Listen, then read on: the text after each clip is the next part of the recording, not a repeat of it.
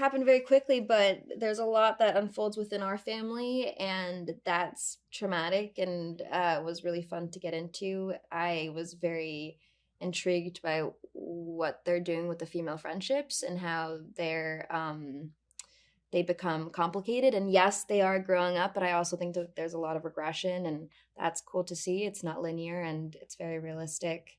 And it's spicier all around, darker, spicier. We thought, oh, they're married now. It'll be perfect. They've all been paired off and they're in their castles. And then, So much betrayal. It gets yeah, messy. It gets messy.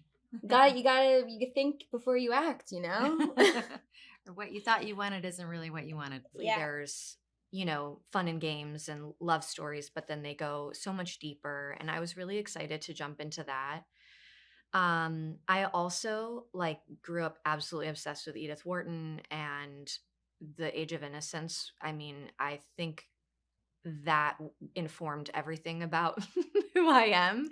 I was just absolutely that's what romance is, and that's what love is. And even the style, just all of it it's just such an amazing and obviously very picturesque time to capture. And I think they're doing it in a way that is just really fresh and something that is,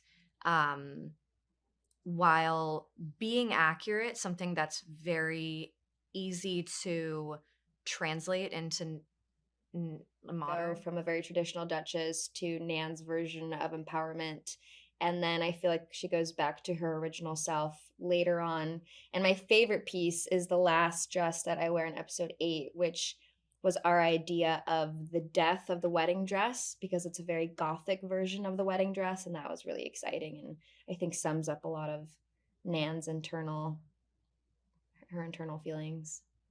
She was so thoughtful about the costumes and sort of how they would help translate the emotional experience in each scene. But she was also super open to, if you really loved something, she was going to make sure that you got to wear that thing that you really, really loved, and we would find a way to make, that work, and was collaborative and sort of oh, Christina loves, these tiny little hats. We're going to make sure she has tiny little hats in every little scene, So she's very tiny little hats. Yeah, she's very considerate and wants to give us what we want, but she's also got a master plan that she sort of Oh, the outdoor locations really got me. The beach where I get to ride horses, definitely one of my favorite days on set.